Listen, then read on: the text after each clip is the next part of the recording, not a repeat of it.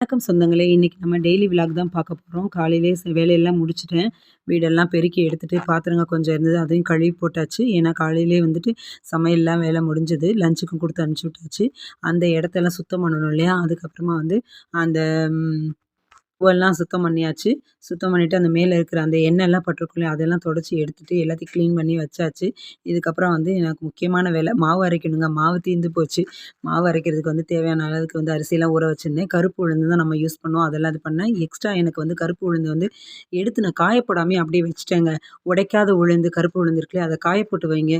காய போடாம வச்சிருந்தீங்கன்னா, வண்டு, பூச்சி நெறைய வர்றதுக்கு வாய்ப்பு இருக்கு.